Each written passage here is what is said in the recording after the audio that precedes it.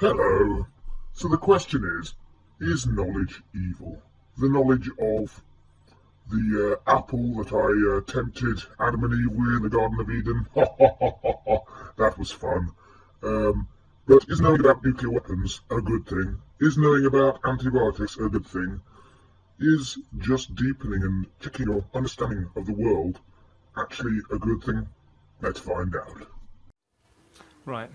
So this is about, is knowledge good or bad? Can it be moral? So I would argue that it is neither good or bad. It depends on your intentions.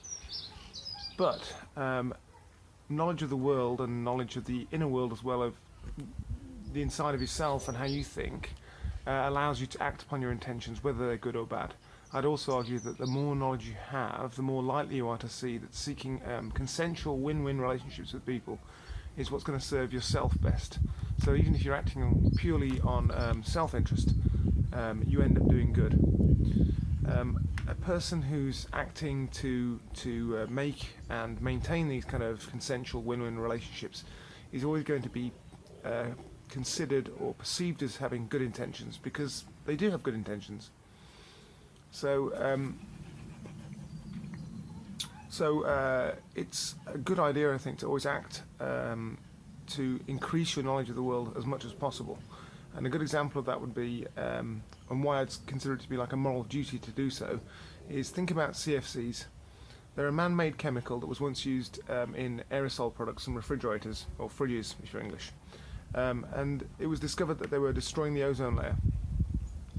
So knowledge of CFCs harm allowed mankind to avoid disaster by banning them, right? Not many people would have seen the value of looking into and learning about CFCs, but ultimately those that did educate themselves saved humanity from those who were ignorant of the danger.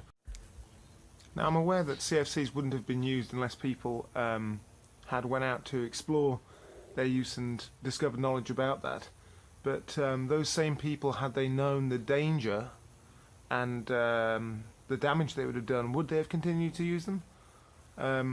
If ultimately they knew and understood that the truth would out and that they'd be found out if they were selling out the future of the planet just to make themselves a quick buck, they may have moderated their actions and not done it. So again, the more knowledge, the more likely the outcome is to be good, I think.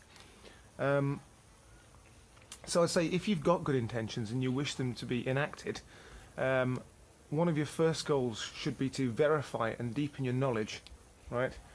And since you could be acting to modify things in the external world, for instance, like making a bridge, or buying a brand new pair of shoes, or fixing a car, or repairing your friend's house or something, or you could be working to do something in your internal world, for instance, trying to learn a new skill, or change how you feel, or make yourself feel happier, for instance, or more content with your life. Then there are two important spheres of knowledge that you need to become acquainted with.